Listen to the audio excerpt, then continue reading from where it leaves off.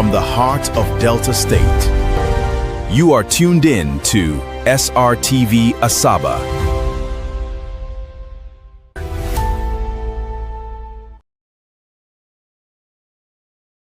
So when my people in Asaba are going to remove this SRTV Asaba. Anyway, I'm reaching you from SRTV London. It doesn't matter whether Asaba or London, but I keep saying it so you know where I am.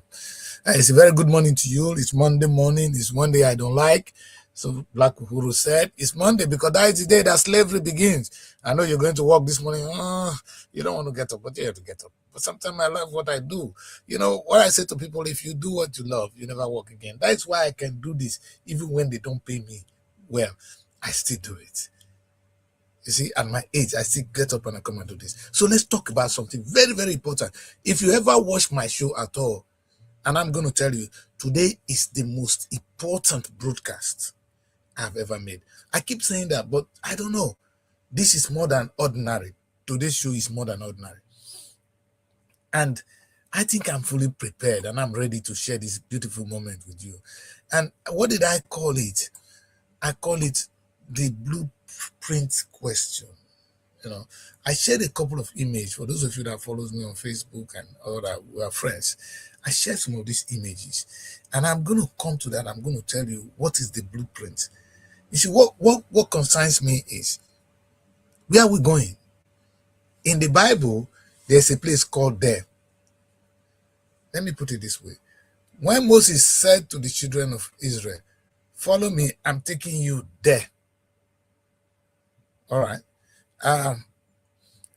God said to Abraham, leave this place, go there. So there is a place called there. Where is our there? Our there is within Nigeria, but where is the there? The destination we are going to. That is what I want us to talk about. We don't need to physically move because we're not happy where we are in Nigeria. So we want to relocate to a better Nigeria. And that relocation is what we're talking about. But where are we going?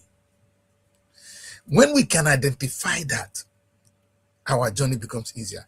Like they say, a problem is half solved when it is identified. Today on this show, I'm going to identify our problem. And I'm going to name some names that you might be very familiar with. And you wonder why, what is that the Chris going to say today? I'm not going to insult them. I'm actually going to beg them. In my little write-up this morning, I was identifying some issues. So I'm going to use the story of because we are like the children of Israel right now in Egypt.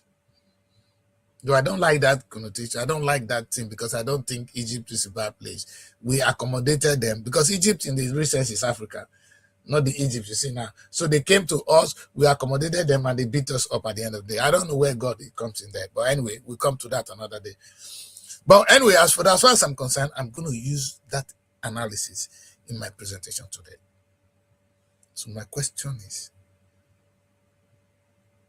if we are the children of Israel in Egypt, we want to get to somewhere, and we don't know where that place is, then where are we going? Let me put it in the simplest terms. Have you seen an engineer, if somebody that wants to build a house, the first and the most important thing they look for is we call it the engineering drawing, the building plan. And they will do the building plan on a sketch, and then they will show you how the building is going to look like at the end of the day. Maybe that's all we need. That's all we need. Because you will find out that Moses himself was not the person that delivered the children of Israel. They delivered themselves. But Moses showed the way. The leadership we're looking for is who can show us the way. But first, we need to know where we're going. And that is where my discussion comes in today. That's why it is big. It is not an ordinary show. And it is going to be difficult for people to follow what I'm going to talk about today. But maybe hopefully you can go back and watch the show again and again, and you might make sense of it. The ones you don't understand, I'm sure if you call that a quiz, I'm happy to have a discussion with you. So the question is two big questions. What kind of leadership are you looking for? Because first, you don't be looking for leadership if you don't know where you're going. So the most important thing is, where are we going? And to identify where we are going, I think we just need to identify our problem. Because we are in Nigeria now, we are in the same place, we are not happy where we are. We want to get somewhere. And that's a good thing. We want to get to somewhere beautiful. So that becomes the destination. We want a beautiful Nigeria. Wow. It's easy to say I want a beautiful Nigeria, but what is it? What is this beautiful Nigeria you're talking about? Have you even imagined it? If they ask you today, in one word, this is what I did. I asked myself this night before, it was yesterday night, really, on Sunday. I asked myself, if they ask me, what Nigeria am I looking for? What will I say? There's only one word I can use that all of you understand me. I will say, I want Nigeria to be among the G7. So I use the word G8 because there will be no more. When we join them, we will now be G8. So Nigeria will be among the G8 nation. What does that mean? Perhaps that's our problem. Perhaps that's what we want. It needs to be spoken in another language. In any language, we have to speak this. What is your vision of a Nigeria? What Nigeria are you looking for? You know, I remember I came on this show one day and I bought a bubbles and I said to you, listen, we don't have problems of corruption. The country, we are not the most corrupt country in the world. America is perhaps more corrupt than us. There's more crime in America than Nigeria. What are you talking about? But we are, there's a word I use. Every little depth of our poverty expose the weakness of our leaders. So the problem is not really a leader that stole money. I use one instance. How much is that they really stealing? Donald Trump, in these 2 years in office, has made over 2-point-something billion US dollars. I'm saying billion, not million. How much are these people they steal altogether? How much? So they are poor. They are nobody to be talked about here. So I want us to understand that our problem is not corruption. Our problem is not even the fault of the leader. Until we understand where we're going, we're not going to blame each other. We're going to fight each other for nothing. Today, I want us to really, really be calm and not be angry, but then really try and say, what do you see? When they say, I want a new Nigeria, you say it. You don't even know what you want. Have you thought yourself, what is this new Nigeria you want to see? If I say describe the new Nigeria, what will you use? A Nigeria where there's electricity. Okay. When there's constant electricity, okay. When there's jobs, you're not born to come and work. Your life is more beautiful than that. And you know, and as I was analyzing this topic today, something came to me and I said, all these things have missed to an end. Oh, I want Nigeria to have electricity. If we have electricity, it means we want to achieve something. What is that thing we're trying to achieve? It's not just for comfort. Okay. We want quality education. To achieve what? Because quality education is for a purpose. That is the end. Oh, we want a country that is free of no crime. That is an end. And is that an end or is a means to an end? So these are questions, end and a means to an end. Sometimes we don't understand it. I know those of you that study economics can understand what I mean by means to an end.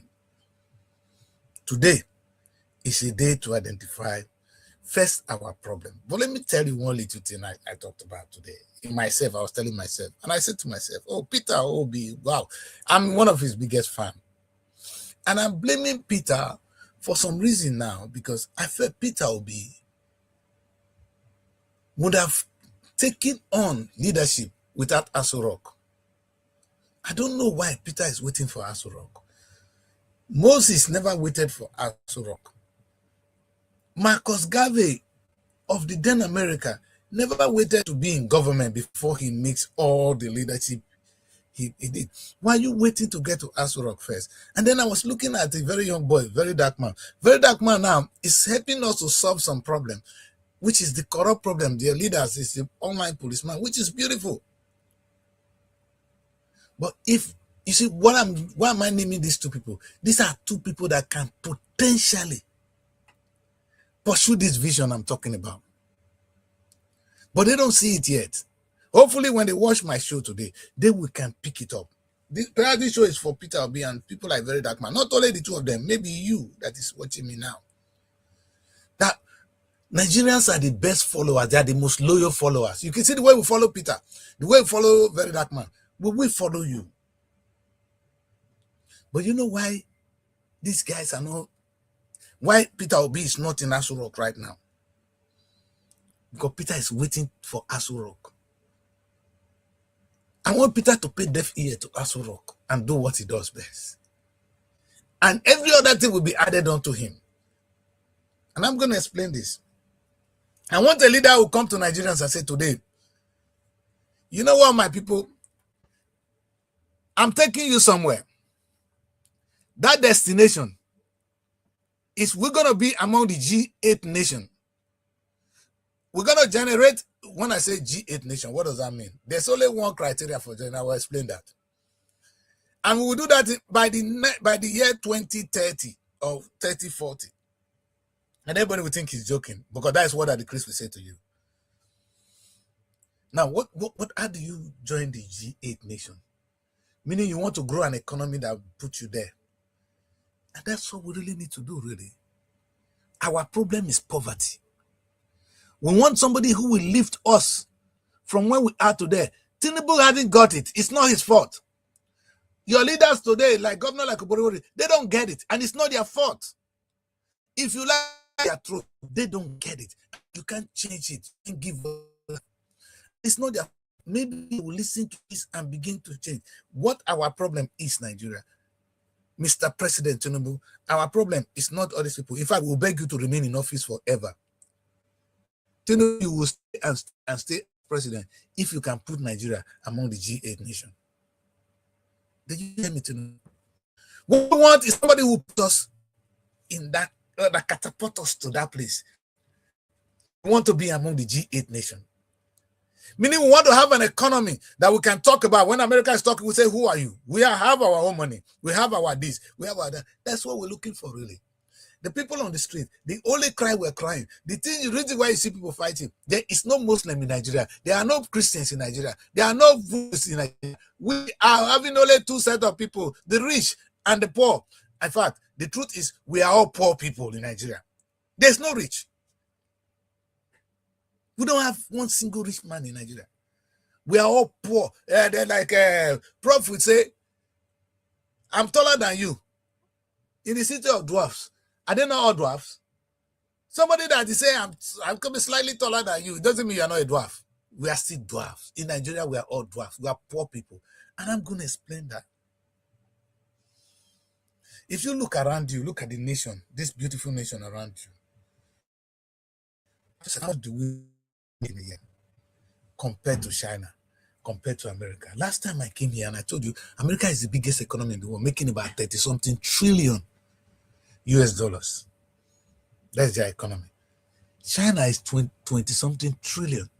There are nobody that we can't ignore China anymore. The rest you see is either 7 trillion, 5-point-something trillion. They are among the G7, G8 they're talking about. So the moment we can get to 6 trillion economy, we'll be recognized among the G8. My brothers and sisters, that is our problem. That is the destination we want to get to. Let nobody deceive you. Anybody that tells you otherwise, that person is stupid. Has Tinubu got what it takes to take us to G7, among the G8? I don't think so. Has Demobori, this set of governors you have now, do they have what it takes? I don't think so. It doesn't mean they are bad or they are wicked. They just don't know. Or they don't even have the vision. Maybe we are scattered. We don't even know what we're looking for. So in the course of this presentation, I drew a little map. I imagine what a new Nigeria will look like. So I'm going to try and put the new Nigeria on the screen first, and just to show you what in Nigeria, the kind of Nigeria I'm looking for. Not this one. This is the residential. Remove this one first, and then let's look at this Nigeria. And when you see, I try to look at the 6 geopolitical zone.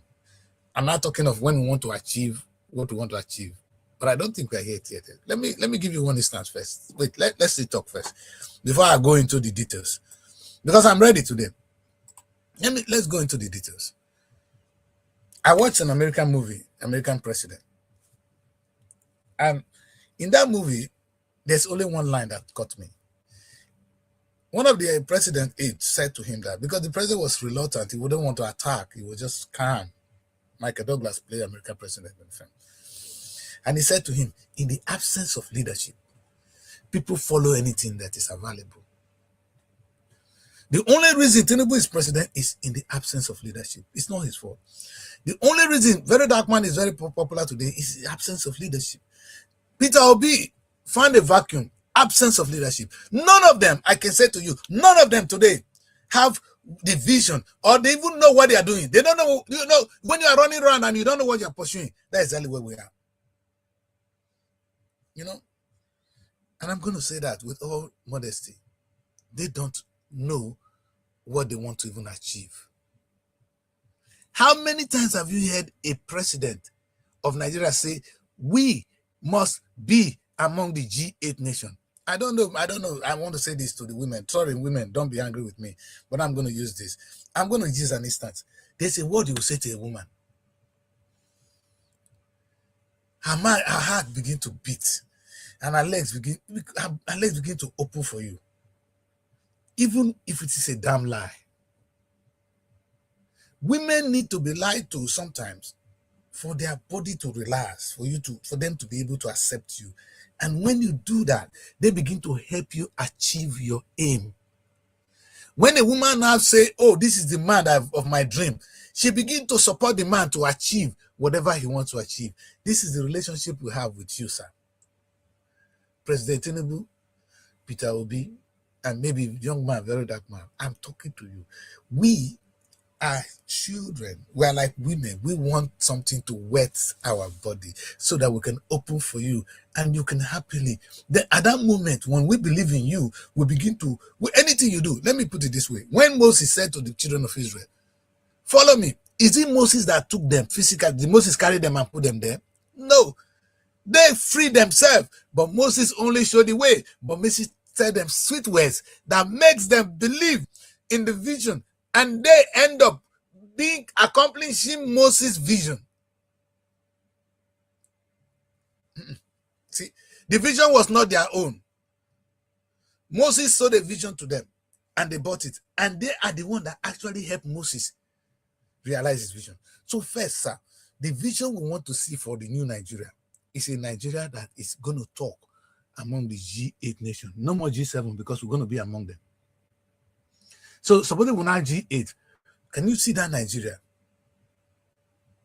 That's what you want to do. See, I don't think it's impossible. It is very possible. We're going to get there. Especially when I finish my presentation today, you're going to see that Nigeria can just be among the G8 nations today. And the world will be shaking. Where are these people coming from? What are they doing? Like what God said. If we leave these people, they will get to us. It's not going to be the leader that will do it. It's going to be me and you. But we need a leader who can get us wet so that we follow him. Our legs can open wide for him to enter inside of us. And then we will begin to support him. And in the process, we will liberate ourselves. We're not even liberating him. So we need somebody to help us liberate us. Hallelujah. And that's all I'm going to talk about today. We are the people that can save us.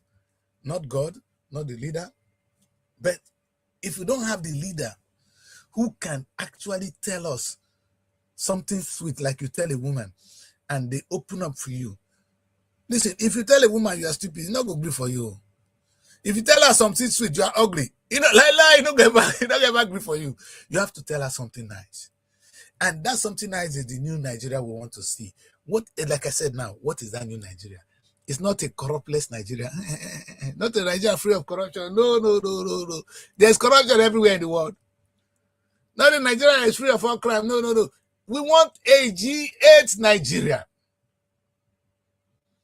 where prosperity is everywhere. In fact, I call it the new heaven. We want Nigeria to be, we want to create heaven in Nigeria. The way the Europeans, the Americans have created their heaven. God, in the beginning, God created heavens and earth, and he said we should go and create our own. Now we're creating, people are creating their heavens. Where's our heaven? We need to create heavens, and we want to be among the G8. And that's what I did today. I tried to follow it step by step in the course of trying to do that. And in my presentation, in my analysis, how I'm going to get there, if I'm going to be your leader, I'm going to start with the because Nigeria is already set. I listened to a man, before I continue, I listened to a man today, say the whole of the world is struggling to get Africa. Nigeria is one of them. Everything in Africa is in Nigeria. The reason being, we have all the natural resources that the rest of the world doesn't have. Oil we have. What is it that we don't have? So we are in the best position to actually do better than America. What we really need to do is to get that leader who will show us. And it's not the one to even do it. He will just tell us we're going to get there. And before you know, we're getting there. Let me tell you what Marcus Garvey did. Marcus Garvey got to the America when black people were synonymous with poverty. Just like Africa is synonymous with poverty today. That was what it is. Black people were never known for anything. They were never known for anything good. But Marcus Garvey made them believe in themselves. Man, he said it is time. Go and listen to what the man was saying. He first tell you that you are a black man, that your forefather did something great, that we're going to do it again. He first built that confidence in them. I want somebody who tell Nigerians, you're going to be greater than any human being on earth. That's a start. And this is where we're going. He said, no. And then he put some action. We are not going to buy things from them. Because at that moment, if you want to buy something from a white man, he won't even take the money from you. You understand? He will drop it. And he's taking your money. Marcus Garvey said, no, we're not going to buy things from them anymore. He opened his own supermarket. He opened his shop, opened his laundry. Marcus Garvey, a poor man that carried a paper bag from Jamaica, bought sheep too. They call it the Black Star Line. Now, the question is, where did he get the money? It was not his money. It was the people's money. Nigerians will have the money. Sometimes when they say, we're looking for money. No, sir, we have the money. If you show us vision, we will give you the money. Oh, how would I put it? If Tinubu sell us a good package, we will be the one sponsoring Tinubu's government. We will go and work in Europe and begin. Every single Nigerian will be working to give to Tinubu. Sir, take and lead us. I've been there. We both give you, lead us, we trust you. So, Mr. Tinubu, you don't like money. You don't like the people. You don't like the natural resources.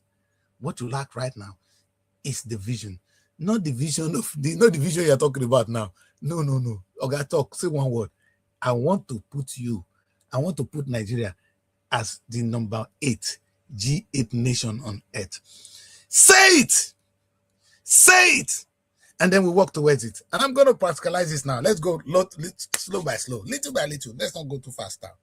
Now, the first image I shared here today is a very interesting one. Let me add this to the broadcast. I'm going to break this down a little bit. When you look at my images, I'm looking at what Nigeria already have. They call it geopolitical zone. I call it geo-economic zone. Mind you, I don't believe in political. It's rubbish. It's not like politics.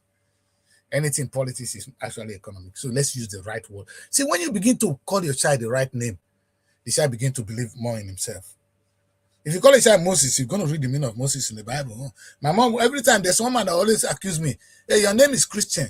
Anytime I do something stupid, they say, yeah, your name is Christian. I say, oh, God, don't even remind me. Now, my name is Christian. He's telling me I have to behave well because they call me Christian. If you call a child Moses and you begin to, but the child read and know who Moses was, you don't say, oh, my parents call me Moses. They think I can do this. So let us give ourselves the right name. It's not geopolitical zone. That would be for political reasons. Right now, I'm addressing it as a geo-economic zone. And if you take a look at what I have presented, you will see that the Chris is a madman. Take a look at it. You're going to see the Southeast zone, the Northwest zone, the North Central, the Northeast. And again, why did I break it this way? Because now I'm in the mission of making Nigeria into G7. And when I finish, perhaps you will agree with me that we can be G8. Now, we're going to be among the G8 nations. Now, as I was taking a look at this, I was looking at our potential. Why did I come up with this? If I be president, this is what I would do. Because I'm going to look at what we have in this area and exploit it for the nation. That will be at the national level. In my presentation today, you're going to see what I will do at the state level. So the national level will do their thing, the state level will do their thing, even local government will do their things. If we put all of them together, there is no miracle, no nation on earth can compete with Nigeria. Because what I want to achieve is what? G8. And you're telling me that, oh, they're herdsmen and farmers. And I keep wondering myself, why would herdsmen fight farmers? These are two poor people. They are victims. You will not even be allowed in my new nation. I'm going to show you the map today. You are not even allowed to farm. You, Papa, you can't go to farm. You can't just carry cutlass and begin to create farm anywhere you like. You cannot just go anywhere and begin to say you're carrying animals. Are you out of your mind? You belong to prison. I'm going to show you the way to do it. And you will be happy because I'm going to show the leadership. And you will see that I mean well for you. And then you even give me all your cows. Say, Baba, take this cow. Let's walk like this. Because individually you are failing. I'm going to lead you to a place. I'm going to lead you to the G8 nation. A nation of prosperity. I call it Nigeria heaven. That's what I'm talking about today. Nigeria can be heaven. We need to create it now. How do we get there? It's by tapping on. I'm using what we already have. I'm sure some intelligent people will come up with something different. You know my pains today, Nigeria. What I'm talking about now, I never see a leader doing it. Because, oh, have you seen their manifestos? I better go and look at their manifestos. They don't need to say 10 things, only one word. And mean it, sir. Nigeria will be a G8 nation by the time I finish my presidency. Is that difficult to say? You don't need to campaign. You don't need to say much. Say to me, convince us, tell us, sir, that you will make Nigeria a G8 nation. Oh, clap for that, Chris. I said last time my uncle Simi cannot use that word again. Clap for yourself. Because you will make Nigeria a G8 nation by the time you finish your 8 years in office. And that's your only tagline. You don't need to even campaign. That's your campaign. And all you need to do is now go about and show us how you're going to do it. Now, like I started the show at the beginning, this is very important. You want to get to somewhere and you don't have a plan. Because now that I know what I want to achieve, I cannot begin to design a plan. First, you see two things I did now. I get an end. Now I need a plan to get to that end. Because without that end, I don't even know what I'm doing. Have you seen people like Oboriwori? They don't even know what they want to see of Delta State. Maybe they think it. Maybe they can, I don't know how to put it. But they can't feel it. Because they don't even believe it. How can you sell it to me if you don't believe it? How can you tell a woman sweet things if you don't believe in it? Tinubu doesn't even have this clue what I'm talking about now. It's not even making him a bad person or even a bad leader. He doesn't get it. But maybe that's what they should listen to me today. That our number one priority is to be among the G8. Now, when you have that in mind, because I have that already in mind, you know what I did? I now devised this, what I'm sharing with you now. Because I have it clear in my mind already. Now, and I say, okay, how do I get there? I begin to draw a plan on how I'm going to get there. This broadcast is going to be deep. So now I want to be among the G8. How do I get there now? And this is not a something you think. You get you're going to practicalize it now. Because you're selling a vision to us. So you're going to practicalize it. If I'm going to be doing this, I'm going to be showing you in practical terms how I'm going to make Nigeria a G8 nation. Because I'm not going to do it. It's you that is going to do it. It's the people that is going to do it. I'm only going to show leadership like Moses. Moses didn't even fight a war. Moses said, hey, go, and the people go there and fight. He didn't die. If Moses were at the front, he would have died. Because some people died. He only said this and this happened. So this is why I'm telling you, we just need leadership. Nigeria, we are good followers. What is still missing is leadership. But these people cannot lead us if they don't know what they want to achieve, which is what I said now. Our priority is to make Nigeria heavens. And the only way to describe it on a physical term is to be among the G8 nation. I don't need to describe what is G8 nation. For those of you that doesn't understand, just say, who are the G7 nation on earth today? You're going to see them. And you will see that if Nigeria can join that one, we will not even be fighting. You know, people will be asking to come and reside in Nigeria. Americans will be coming to stay in Nigeria. You don't need to beg people to come and invest in Nigeria. They will be begging to come and invest in Nigeria. They want to come to Nigeria and be in heaven. Who doesn't want to go to heaven? That's why everyone wants to go to America. Everyone wants to come to England. Because they've created their own little heaven. They are among the G7. Now we want to be G8. Let that one be our priority. No grammar, no rubbish. That's where we're going. And now, even when we identify that, we need to have a plan. It's like you have a beautiful house. You want to build a beautiful bungalow, and that will be 10 bedrooms. Okay, how do I do this? The first thing, you invite an engineer to draw it for you. Because that will be the foundation. That will be the paperwork that you need for the engineer to work. Without that one, how can you lay your blocks?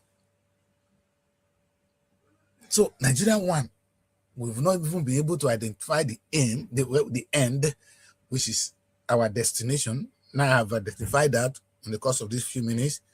Now, I want to talk about the plan.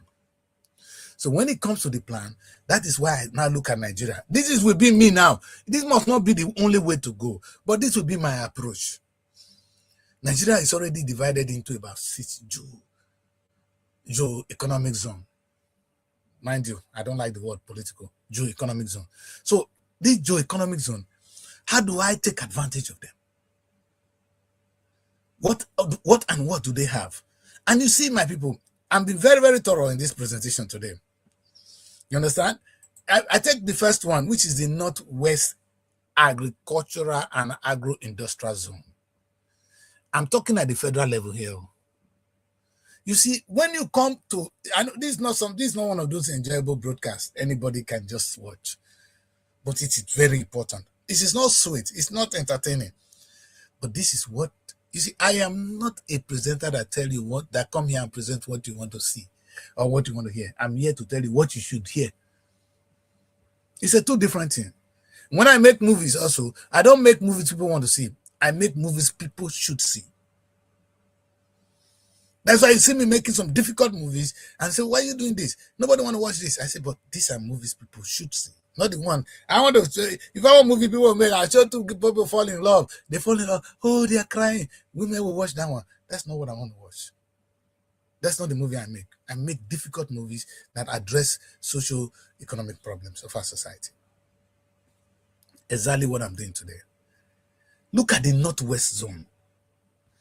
You see, and if you look at what I have presented here, let me get out of the screen a little bit so we can look at it all together.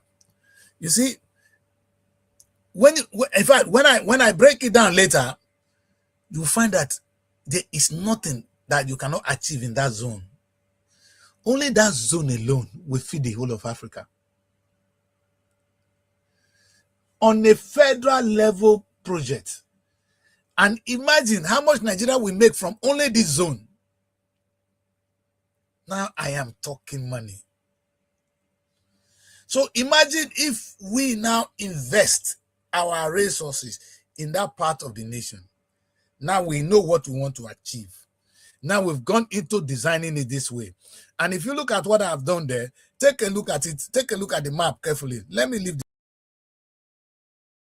the No, I don't need to leave the stage. All right, let me just put it there, because if I leave the stage, you won't hear me. This system is very funny. All right. So what I'm saying is, let me put it this way, yeah. If we are to look at this carefully, you'll find that there are so many things we need to see here. My eyes are getting old, though. Okay, you have the area for livestock, we have the agro processing, we have the green, all these areas. If we do what I'm saying, we will not only be exporting crops, we'll be exporting beef, we'll be canning beef for sale. Argentina makes 90% of their income from beef, cornered beef. They can it and they sell it to the rest of the world. This only part of Nigeria can achieve that for us. In fact, only this part, if we do well in just 1 year, we'll be making over 500 billion US dollars only from this. Over. Let's go quickly, because we don't have a lot of time. Africa is in a haste. Now, let's look at the other zone. Sometimes I can't see very well because my system is really out of shape, but I'm in mind with one eye. This is the North Central. Don't forget, this is the map of Nigeria. I'm now working with the North Central. You see the North Central there? I've only finished with the agro zone. And when you come to the North Central, this is very interesting. Where is the North Central? Northwest? Okay. North Central. What we have here is solid minerals. And my people, if you take a look at what I showcase here, look at it. This is where you're going to find the gold. Everything you're looking for. Imagine how much this will make for Nigeria. You'll be surprised we will discover something that we have never even thought of. Nigerians have not looked at what we have there. We have it for one day. And this one will make us $1 trillion. Minimum $1 trillion every year. This area of our economy. Today, the governors are waiting for Aso Rock to send money. Tinubu is not looking at that area because it's not bringing money. Again, my people, this is not their fault. The problem we have is we've not really identified an end, and now I'm planning towards it. Because I know what I want. I want to make money. That's number one. I want to put Nigeria among the G8. So now I'm looking at what we have and how we're going to do it. Oh, North Central have this. Northwest have this. Now I'm thinking. Don't worry. When you have a big plan to build a house, it always begins with one block. You put one block on the floor and you put the second one and you put the other one on top. Before you know it, the house is built. It's never done once. And that's what I'm going to do today. So then we have the North Central with all the potential to do what they do there. Then let's go to the other part, Northeast. Again, this is where we can produce all the energy and all the solar that will power the nation. In fact, we should be feeding the whole of Africa with power. But what are we doing? Nothing. It's not as if these economists cannot even see what I'm talking about here. Let me quickly go to the end. Then the question I will ask you, why are they not doing it? Now, the Southwest, the Yoruba area, they can do the innovation and industrial hub for us. They've got the potential. Do you know how much they will make? You see what is so selfish about this country, Nigeria? Everybody wants to break away. When they break away, they know they will be able to feed themselves. But right now, they are not ready to work. It's not their fault. People will always sit down like that. Tinubu, you lack leadership. You don't know. A woman will not be happy with you until you tell her sweet things. When you tell them sweet things, then the woman will follow you. Tinubu, you've not been able to tell us that sweet things that will make us to open up for you, and they will begin to help you to achieve your vision. Right now, you are a politician, and politicians don't run nations. You get to power in politics, and then you rule as a government. You are no more a politician in office. You are now a government, meaning you're not carrying the nation. And by the time you rule well, if no politics will be, you will not need to contest again. They'll be begging you, please don't go. It's happening everywhere in the world. Why are you still doing politics? Look at what we can do here. Only your area. Let's quickly go because we have a lot to do today, so I can move. The South, you see, we are the energy zone. We call it the blue economy. You know, Yoruba people are very wicked. You know, all our presidents have been very, very wicked, especially those of us in the South. This is where the blue economy is. Do you know how much Nigeria? In fact, we'll be better than Singapore. We have more than it takes to be in Singapore. What are you talking about? But politics won't allow you to explore this blue economy. Imagine how much Nigeria will make from it. How much is Singapore making? Go and look at the economy of Singapore. We have a better terrain, stronger than Singapore. But all our people sitting in Aso Rock, what they do? They're waiting for small oil coming from where? From crude sales. And they marry new wives and their leaders. That's our problem, my people. It's not their fault. Only one word they will tell us. This will honor them. They are not even the one to do it. Mind what I've been preaching. They are not even the one to save us. Will we save ourselves? But can you show us leadership, sir? That's what they couldn't show us. Because they could not even tell us what we want to achieve. If Tinubu wake up every morning and he's telling us, listen, those of you in this place, we're going to go there now. I'm going there today. I'm going to be there today. We're going to make sure we turn that place to be this. It don't finish, oh. Then you see everybody following Tinubu. Okay, what are we supposed to do? The whole energy will be there. Before you know, that blue economy will begin to spring up. We need leadership. That's what we don't have, unfortunately. It's what we don't have. And I cannot even blame Tinubu because it has never happened in the history of Africa. What I'm preaching today has never happened. That's why we are lost. In the midst of the plenty, we are lacking. This same country that have all this potential, people go to bed without food. Wait, I'm coming. I'm only talking of the federal. I'm coming to the state. By the time I descend on Delta State, you carry cutlass and begin to beat them today. Let me finish. All right. Now, let's see to the next one. Have I moved out of this industrial hub? This is just an industrial hub, right? All right. I try not to, because if I go, I think I stop there. Because if I stick with the federal, I did that across the 6 geopolitical zone. I released a post, a feature on this. So if you have been able to read it, because I don't think if I have time, it's already for 20 minutes on the broadcast. If I continue like that, I will not have time to do other ones. So let me quickly leave that one. Let's look and let's go details now. Let us deep into. So imagine if these 6 geopolitical zones are doing what they're supposed to do. Maybe some bringing 500 billion, another 500 billion. Before you know 1 trillion, before you know only the federal government alone will be generating close to 4 trillion economy. The federal in their ventures. Atiku said, if you cannot be a businessman, do not run for the office of the president. So I'm taking Atiku words. But it is really simple economy. How are you going to make us a G7 nation if you sit down in Aso Rock collecting only oil sales? You are a waste to the nation. You are not even a problem to yourself. You are a problem to yourself. You are not qualified to be called a thief. They call you a thief. I say you are not qualified. You are mentally bankrupt. So that is one thing with Aso Rock. So with only federal, we should be generating actually 5 trillion. Only, and you know what's so funny? Let me ask you this thing. One thing is, have you been to the federal secretariat?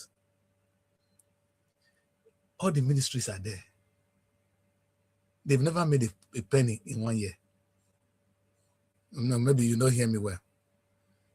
They are not. If you go to this where they sit, if you see the kind of tables they use for their offices, more than obvious.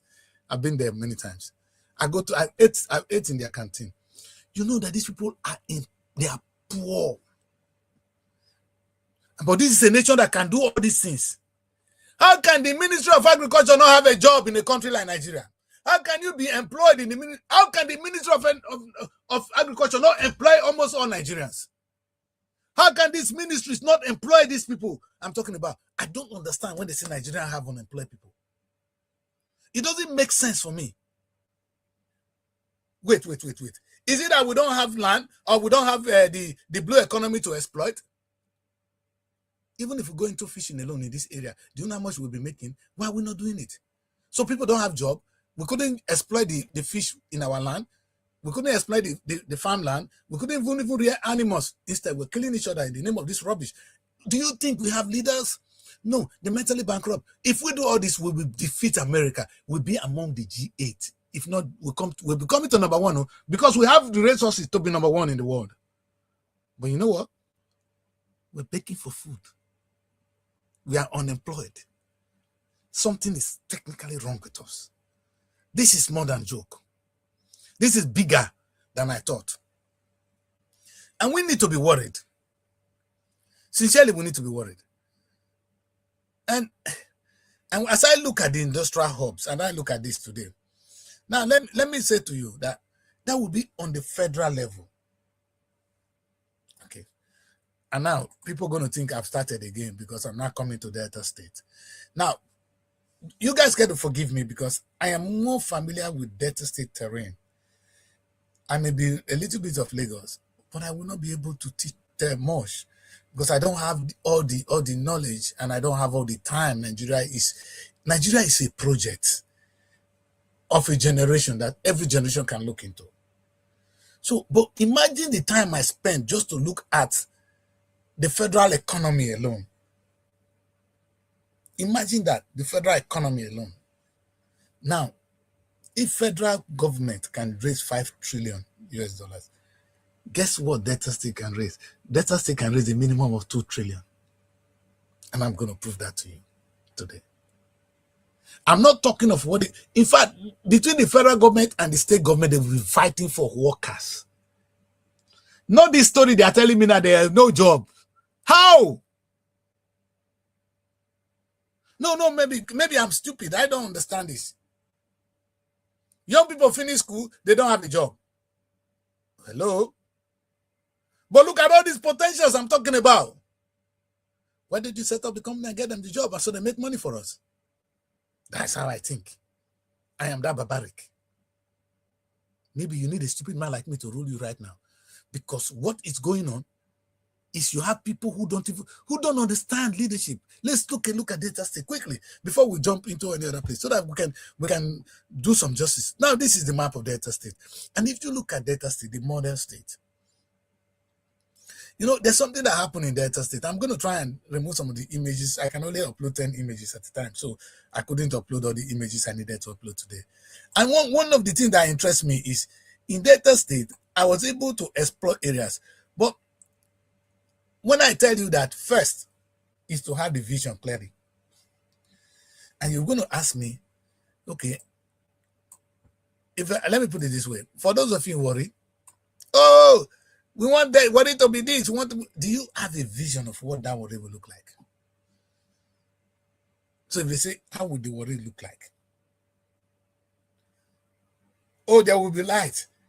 In the first place, there are so many things we get wrong already. And let me put it in this very simple terms. Let me share this image. This is very important. You see, I say modern road transport. Right? It looks very big, but achievable. We're going to do one at a time. Have you been to your street in Asaba, in Ughelli, in Ogara, anywhere in Delta State? Not even a worry. There is no plan on the road. And what was surprising to me is that everybody just built what they want. It's an example of what I'm saying. So you can just see a very big house here. The next house will be nothing. The other one will be very massive. I bet come to London. When you see those buildings, they are the same. And the road there's a way the road will be. They have this mapped out years ago. Not every bagger just go and build a house there. You can't just build a house on the street of London because that's a plan. That's a country with a vision where they want to be. Not your individual vision. Our vision. And we key into that vision. Individually, I will fail. The story of the Tower of Babel tells me that we can't do nothing individually, but together we can threaten God like they did there. Actually, I don't think they threaten God though. But God recognizes the power when we come together. Why are we not doing it? Why do you want to build a big house? And the next person next to you is having a mud house. It's a threat to you. It's a threat to civilization. It's a debt to the dignity of Nigeria. We don't want that.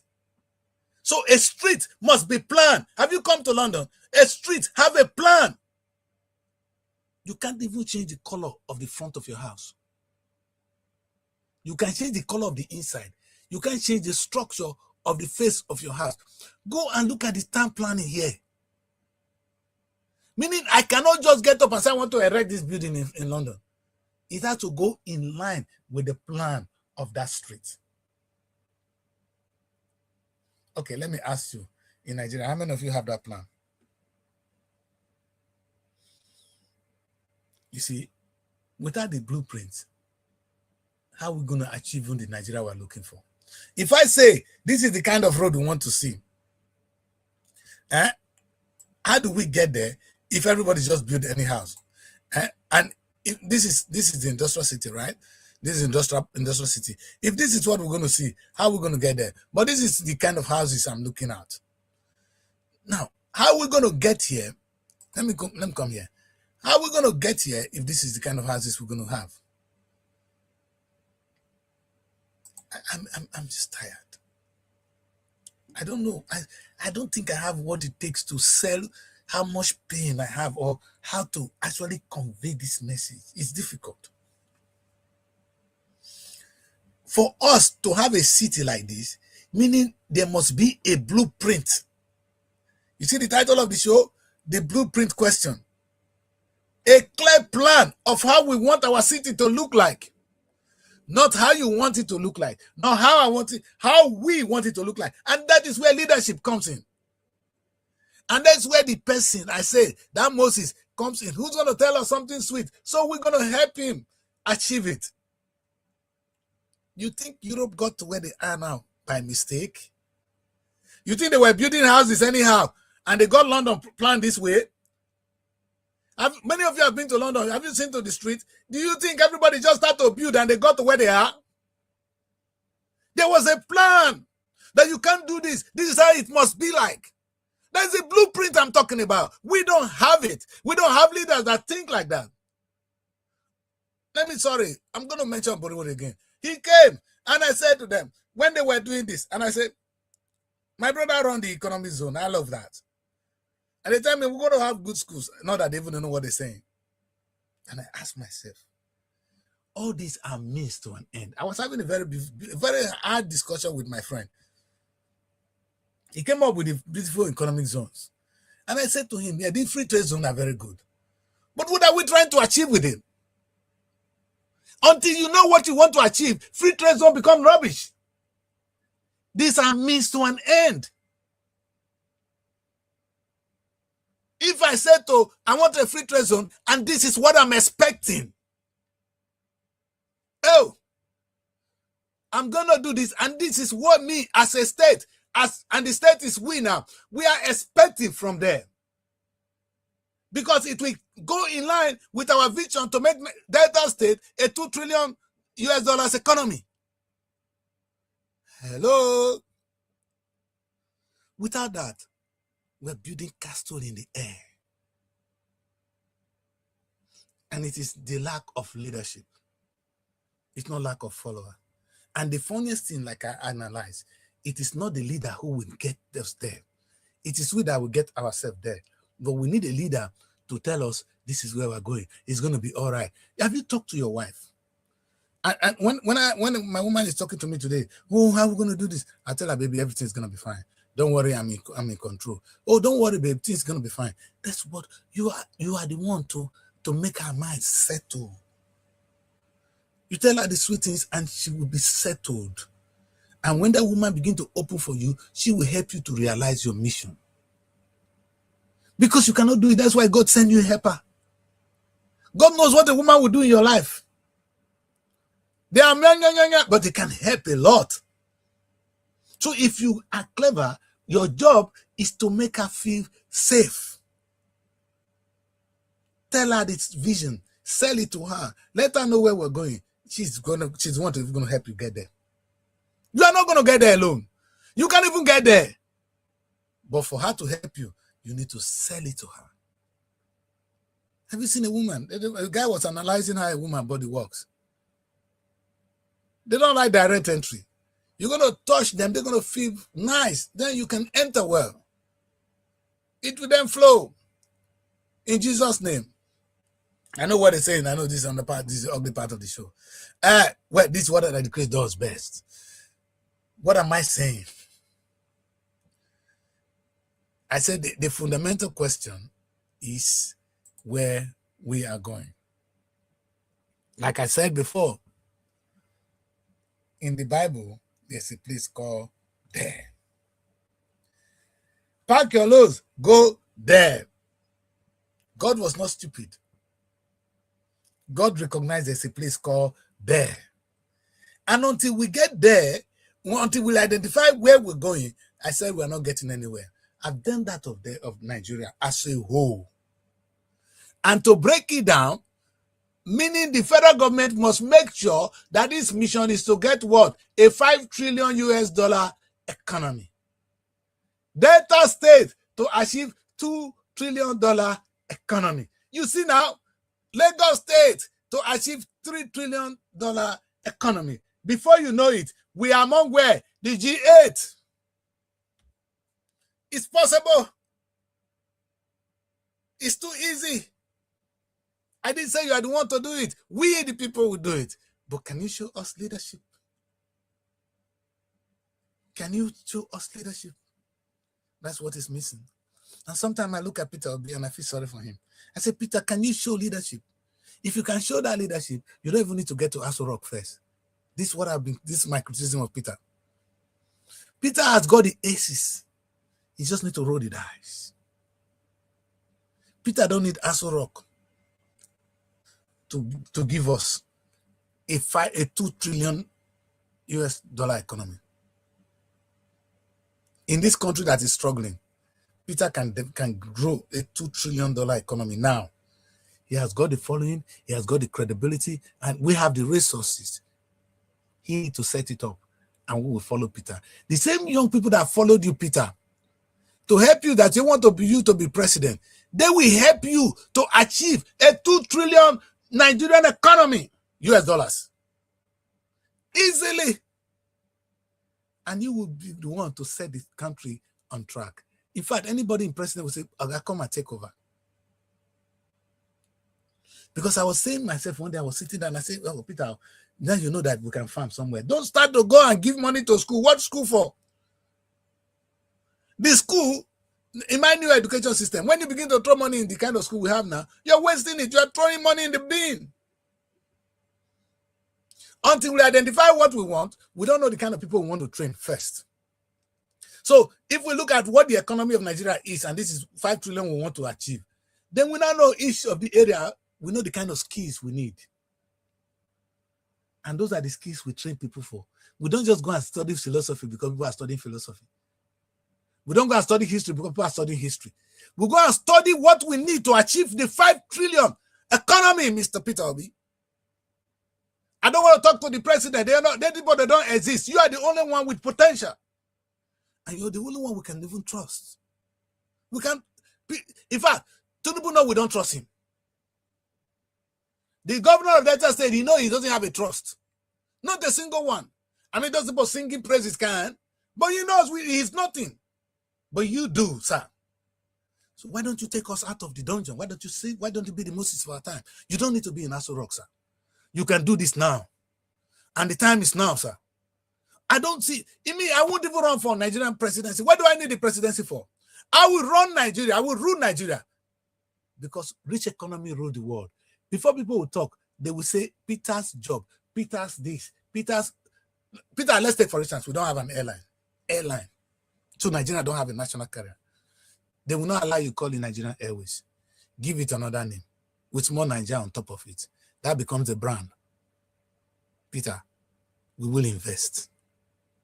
And we know you will run a beautiful airline. Nigeria will be on air again. Imagine how much we'll make from there.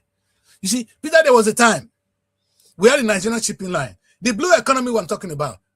Peter, you can acquire vessels with your credibility. And with Nigeria, just say so, Peter, we'll begin to drop money now because you got the credibility that the Chris doesn't have it. And you buy some few vessels to carry goods around and open the sea economy we're talking about, this blue economy. Nigerian government is sleeping. You are there working. What do you need Aso Rock to do? Do you want to be in Aso Rock and sleep with them? The last time I checked, that's where people sleep with women and die. Where you go ask Abasha people. Is that what you want? That's not your kind of person, Peter. Were you waiting for them? And that's my only problem with you. That's my only challenge with Peter Obi. And then look at this very young man, very dark man. You've captured the country. People now believe in you. Very dark man. Our problem is not corruption. It's not this little thing you're doing now. Nigeria need to move to a G8 economy, young man. Can you get up? Can you go back and study and say, yes, I am going to make Nigeria a G8 nation? And you see everybody. You will not be very dark man of young people anymore. You'll be very dark man of every one of us. We don't even need an old man to do this. We need a younger blood to run this. With all seriousness. Young man, what we have is money. We have all the potential to be among the G8. Please, please, young people, make una help us get there. You might be the very dark man I'm talking about. You might be the Peter Obi I'm talking about. I use them as a point of reference. There's one of my babies, if they pray, go say, I use this as a point of reference. These are the only two people I can use as a point of reference right now. So you can see my point. I want them to actually move from where they are. Because there's no Nigerian problem. Our problem is one thing, economy. We want to be among the G8 nation. Can you sing that? Oh, I want to see very dark man singing that bell. I want to see Peter Obi ringing that bell. That's when I have hope. That's when there's hope for my children. And I'm sad. I can't see people doing it. I can't see it ringing loud enough. And it disturbs me. It disturbs me that in the midst of plenty, we are looking for food. In the midst of plenty, we have no food to eat. Are you guys not worried? In the midst of plenty, we have no food to eat. Now, take a look at the image on the screen. And when you look at this image, what comes to your mind is, oh, I don't think we can ever have this kind of housing. Are you serious? The people that build their own, do they have 20 heads? Everything, maybe that's my problem in life. When they say somebody, I can never be jealous of you because you know why? Anything you can achieve, I can do it better. I'm never afraid of you. I'm never jealous of you because I always look down on what you have. Nigeria should look down at what America have today because we can be bigger than the United States of America. That sounds like an ambition. No, America will actually begin to come to us because rich economy rule the world. Nobody's eye. America is no more fighting with China. You know why? China have gotten the economy. People want to do business there. You want them to even buy things from you. America they want people to buy things from them. Because they are dancing around themselves. Rather than producing things that will say to the rest of the world, they are busy thinking of something to go to war. They don't need war. And that is the kind of economy we are talking about. We can achieve that economy in no time.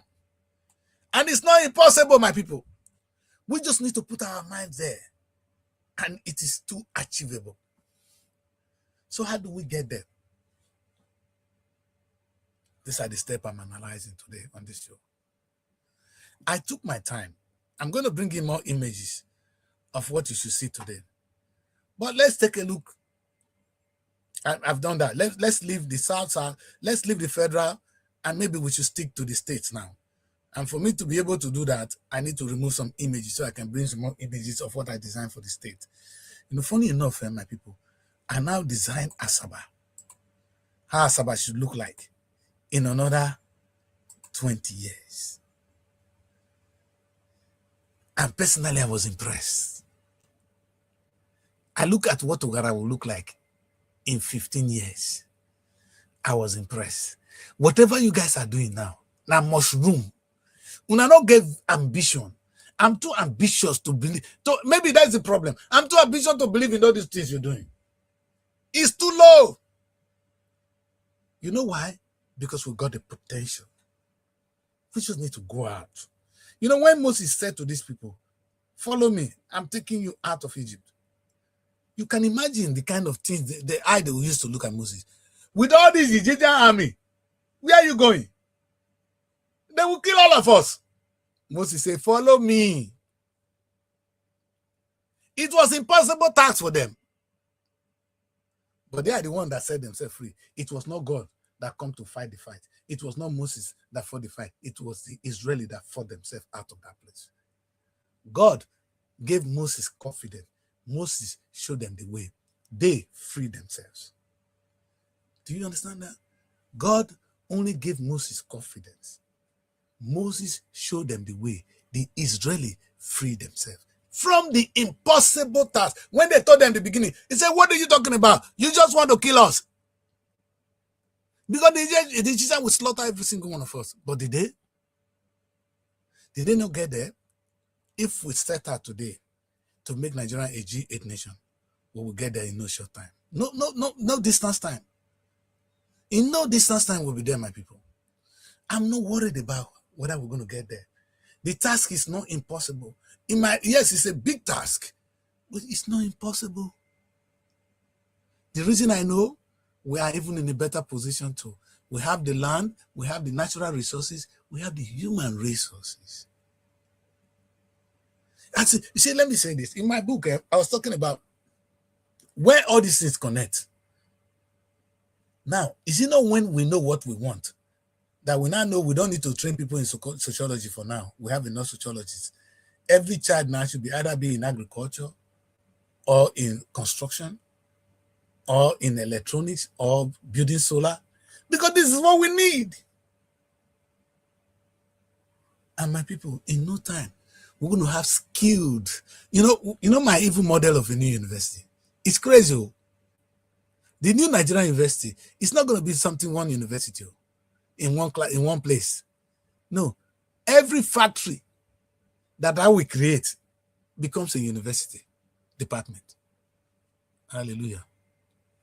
When you hear me open a factory for solar panel, that becomes a university where we train young people and graduate them in technical skill, where we teach them both theory and practical on how solar engineering works.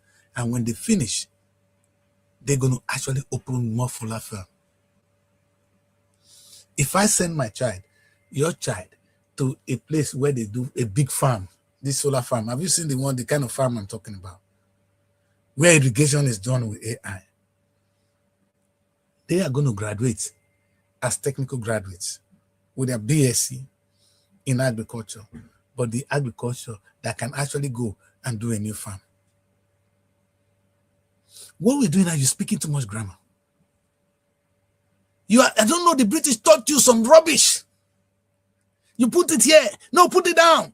Let's talk about real life. Because it is not so difficult. I like what Prince Abuta will always teach me. He said, Christian, that is grace. The most complex things are made up of the simplest things. Anything you say is so difficult, it is made up of very small things. That block, that house you see, this house I'm staying now, it started with one small block. It's one block that made the second one to the third one to the fourth one. That's how it becomes a house. It is not so difficult. And that's why somebody can tell you the number of blocks that makes up that house. An engineer can do that. He can tell you how much it will cost to make the house because he knows what, but he is the one that knows. But for me, I see a complex house, well built. But the clever engineer will tell you, oh, this is made up of so number of blocks, so quantity of cement. Oh, then I need this, I need that. He can break it down. The most complex thing, the beautiful house, complex house, is made up of very small blocks. We can think like that today, and we can build a wonderful nation for ourselves. And Nigeria will be on our way to G8. And I am still very interested. You know, I wanted to share something with my people in Warri, because sometimes they make me laugh. Now, let me just show you this this what a modern road will look like. If you don't draw this map out, let's come to that part of it first. You know what we'll do? When are we going to draw the map of our cities? That one is even very, very personal to me.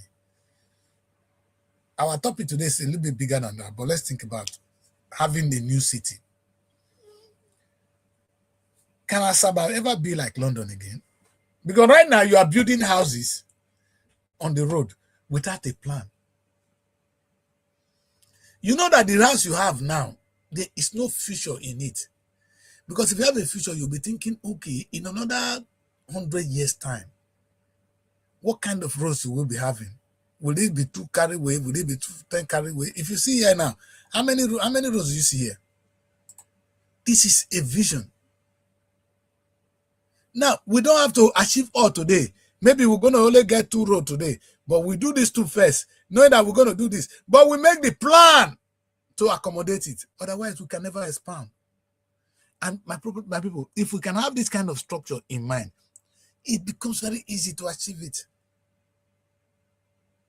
Because when you give it to your engineer, the engineer say, okay, this is what we're going to do. This is what we want to get to. This is the road we want to have. It becomes clear. I ask you, ask your governor, Borewori, what is the vision for Delta State? No verse. I don't mean to insult you. What is his vision for Delta State? He probably cannot tell you one thing that will make sense. And it's not, it is, I'm going to say to you today, it is not his fault. All right? It's not his fault. And you can blame him as much as you want. You can blame Tinubu as much as you want. Tinubu is going to change this. All right. Now, this is something I just dabbled it in Delta State. And I said, imagine a Delta State. Do you know that we don't even make anything from tourism? Tourism. And I said I'm going to do a show on the Nigerian creative economy, because that's my field. And I'm looking forward to that. Tourism. Nigeria, tourism. Delta State, tourism. How much are we making from tourism? Only in Delta State, you don't have one single event in a year. I better come to London. If you go to Hollywood, they do event 365 days. Nigeria don't have one single event that is bringing money. Now, the world is going to descend in London in this August. You know what they're going to do? The Notting Hill Carnival. I've been talking about this for long. And this is why I said to myself, do we even have leaders at all? We have a ministry of creative economy, ministry of art and culture, and the creative economy that is not generating 1 naira. That ministry is fed with oil money. But there is the bad news. Or here's the good news. That is a $1 trillion economy. You see, until you understand, until the president has said, oh, creative economy minister, go to your drawing board. Nollywood is here to stay. Hello? Music is banging. The world of function is raining. The comedians are doing well. And listen to me carefully. There's something called Carnival in London. What are they doing there that is bringing all those people? Have you not heard how much that's going to bring into London now? Let's get our own. You know what? We're going to do our own better. You know what? Because we have kingdoms that they don't have here. They only have one kingdom in the United Kingdom. We have kingdoms. How many kingdoms are there in Nigeria? Let us celebrate this kingdom. That becomes our culture in one big festival. I swear, the whole world will descend in Nigeria to come and celebrate with us. Now, what is in Notting Hill Carnival that you are coming to do now? In fact, sometimes I begin to slap you people. A $1 trillion economy cannot even pay the minister. And who are you going to blame? Who? Daddy Chris? The minister? The president, no vision. There's no blueprint. This is just Delta State. Do you know how much Delta State will generate from tourism? With all those beautiful seaside, with those beautiful waterside. Come to Europe. They turn everything to beaches. Where's your own? I visit my village, Ogara, and I see the potential, and all the time I just cry. Oh, God.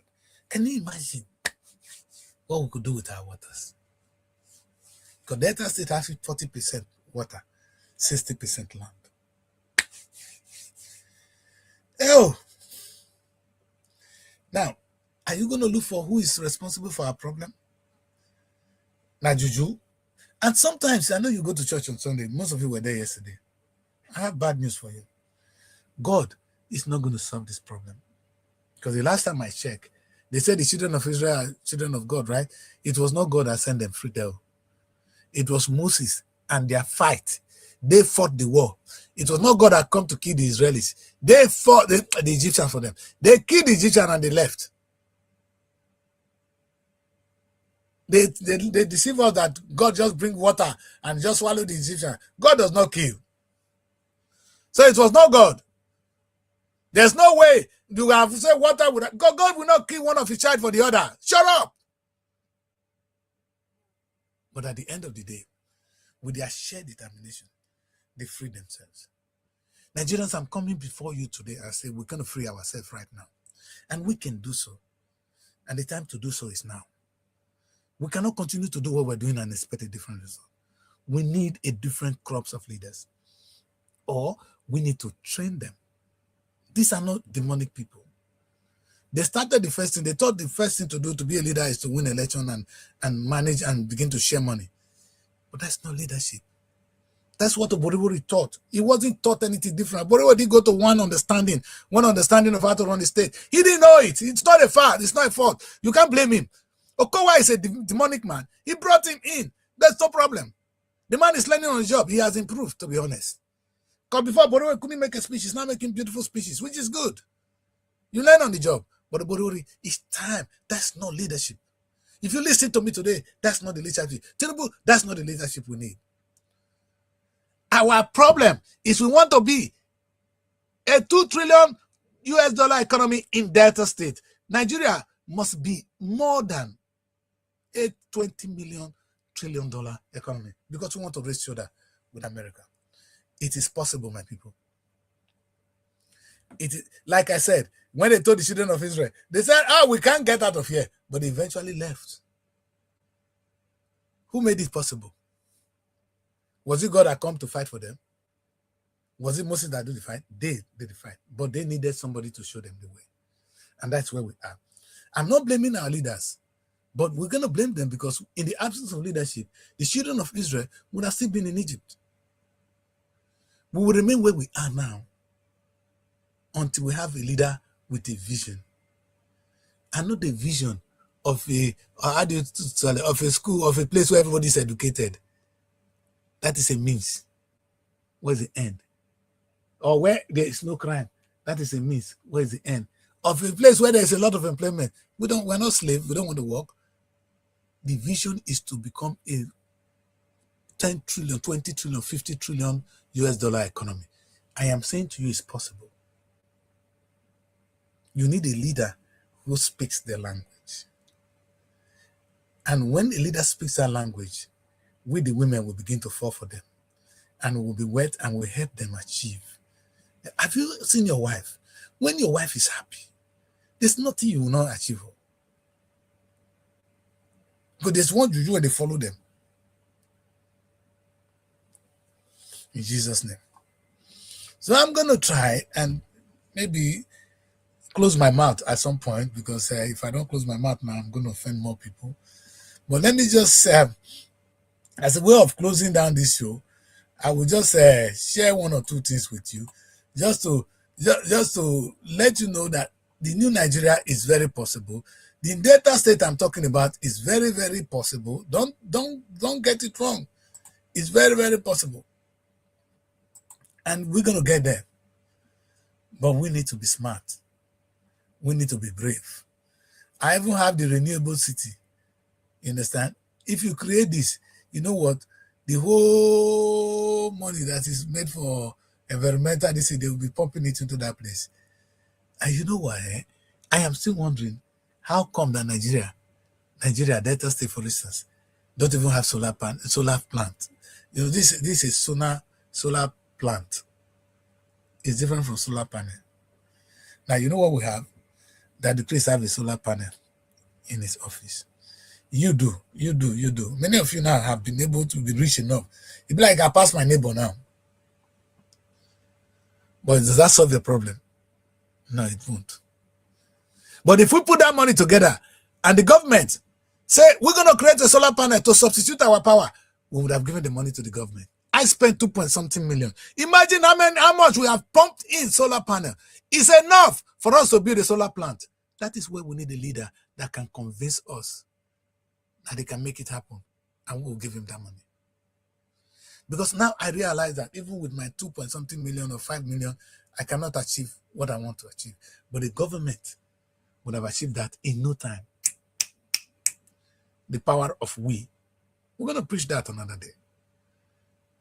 But we need a leader who can sell that vision for us, who can tell us that individually we cannot make it, but together we can do this. And this is what he's doing. And he begins to show us the way. And we see him doing it. Peter Obi can do this. Even the little young man, very dark man, can achieve this. That's the kind of leaders we're looking for. One of the things is they don't sit at home. We don't need an old man like Tinubu. But he's looking younger than me now. When Tinubu was there, he was shaking. Baba is very strong now. But I said, guy would not give the man. Anyway, listen, I have nothing against you, sir. But my problem is this. I don't think you have the strength to be in this place. That's why when they say trouble, you can't get there. Who's going to kill you? Yeah, yourself won't kill you. Nobody wants you. Nobody's going to kill you. Baba, if you can make this nation become a nation again, and you can do that, only you can do it right now. And the problem is, I don't believe that people in Aso Rock is the one to do it. That's why I'm accusing Peter Obi today. That's why I'm talking to very dark man today. That these are people that the destiny of Nigerians are in your hands. And when I say very dark man, I say Peter Obi, I'm talking to you that is watching me. Can you get up and say, I am Moses. I am going to change Delta State. I don't need to get to be governor in Asaba. In that house, no. But I'm going to change Delta State. And this I'm going to do it. I'm going to solve one problem. And that problem solved becomes a part of a bigger problem. Before you know it, just say first, say with after me. My name is Chris. I'm going to make Delta State a $2 trillion economy. That's all you need to say. And I will say, believe it. Believe it. Say it again. Say it again. I'm a director. So when I tell my actors to do it, I say, mean it. When you say something, mean it, mean it, mean it, mean it. And then it begins to be in you. And then before you know, you run the country. Because all we really need is really to get there. Every single thing we need to succeed is in place. Every structure needed for Nigeria to succeed are in place. I look at Gulo Jonathan, he gets up and he talks, and I look at him, I say, God, if not me, you're not going to come back. None of you are going to come back. Because none of you have what it takes. None of you is thinking right. Maybe you have what it takes. You don't think right. You are taught Oyibo education, which is not for us right now. See, the world will come and learn from us if we do what I say. Who are they to be learning from? What are they not learning from you? Before I say one thing, is that how they do it there? Is that how they do it anywhere? Must they do it before you do your own? What I'm saying to you now, what is the rocket science in it? Why can't you be it's something $30 trillion economy? How did they get there? Is it overnight? If they took us as slaves, then take them now. There's one image I shared today, and I want to share that image. There's an image of me as Daddy Chris, being a visionary person today. And I'll share that. That's what I'm going to end the show with. And I mean it. When I was doing it, this is what I said to myself. I said to myself, Daddy Chris, this is it. All we need to do is this. All right, today is me now, self-reflection. I said, once we were laborers in another man's dream. When the white people came, they took us as slaves. And they didn't hate us so. They were trying to grow their own economy. And they took us there to help them build their plantation, build their bridges, build their railways. We helped them to build their own. Now, we now rise as architects of our own dreams. I want to sing that song with me. We don't need to take them as slaves. They will come because they want money. You know, these people like money more than anything. That's why they came for the colonization. When they hear money, when they hear African resources, they run. They're looking for what we have. In the process, they will help us to build. They will work for us now while we give them some minerals to take back home. God has given us abundance of it. Let us use it. Thank you very much for joining me. My name is Nadadi Kriso. I am annoying. I am not one of the best guys you want to see on television. But you know what? I don't preach the message you want to hear. I preach the message you should hear. And that's the difference between me and every other preacher out there. Let me repeat again.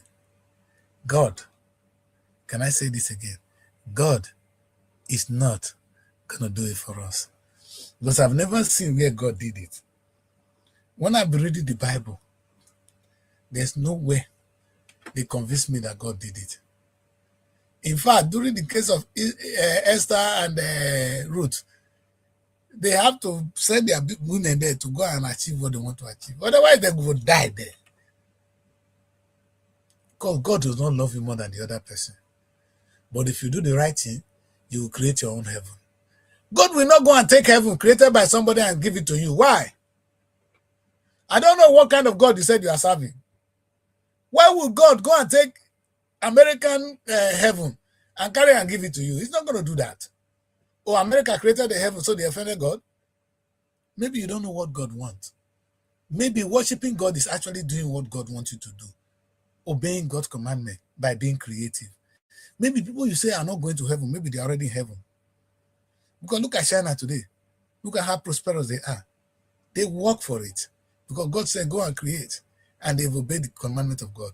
Maybe that's all God needs for you. Maybe God don't need you to be praying. La, la, la, la, la. What's God going to do with your bloody prayer? I mean, you went to church yesterday. You got to disturb God yesterday. What's God going to do with those prayers? I always say my own. My Abirubu man. Rubu say, I only talk because of Ukure. Not people Ukure, our ancestors. I said it because of that, so that we all can learn. Again, like I said, God will bless every single one of you for joining me today. I know I am annoying, and this is what I do best. And I will be here again, and I will continue to be here to always help us achieve what we need to achieve. I'm not going to do much than what I have done today, other than to encourage you and tell you that it is possible. Let me repeat, it is possible. If we can understand, or if you guys bought my message today, that our mission today, anybody will want to talk to that, want to be a leader, just ask him one question. What are you trying to achieve?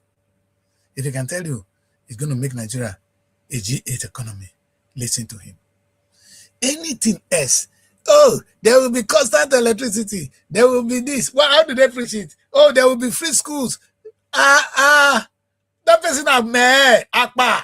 Tell him to get out of your face. So take a look at their manifestos. You can tell who they are. There should be only one manifestos in Nigeria today. A manifestos that will turn us into $1 trillion economy. Not 1 trillion, no, 10 trillion US dollar economy. And on a specific time, in his 8 years in office, by the time I'm leaving the office, we will be a 10 trillion US dollar economy. If the man can speak that. You see, the Bible said, you confess salvation. You don't have to believe it first.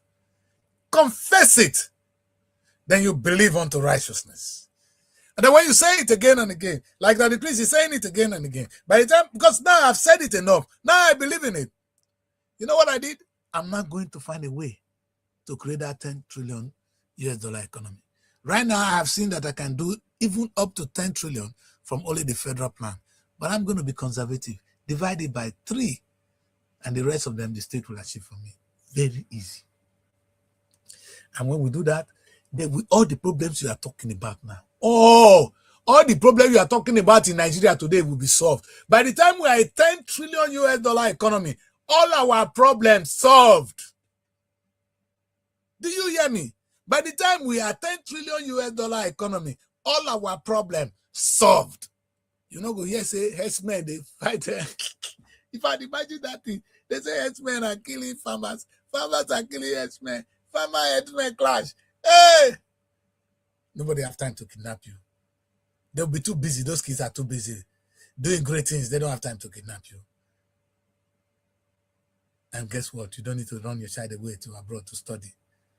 You won't even die anyhow again, traveling like a Buhari coming down to die in UK. Nigeria will be your home. And that's what I pray for you today. So when you go to church, maybe those of you that go to mosque, please, if you ever believe anything at all, then pray so that Nigeria become the 10 trillion US dollar economy. So we'll be among the G7, G8 nation. That's my message. And I hope it sinks. Thank you very much for joining me. My name is Daddy Chris, and this is what I do. It is State of the Nation. Bye, and God bless you. Find your sanctuary in the heart of the city. Live the life you deserve in an exquisite apartment. SRTV Luxury Shortlet Apartment, Lagos, is a place where your comfort is rest assured. Welcome to SRTV Shortlet Apartment, part of the prestigious SRTV Real Estate family. Why choose us? Prime location, nestled in the heart of Lagos, close to key attractions, business hubs, and vibrant nightlife. Modern interiors, fully furnished, stylish apartments designed to provide the ultimate comfort. Luxury redefined.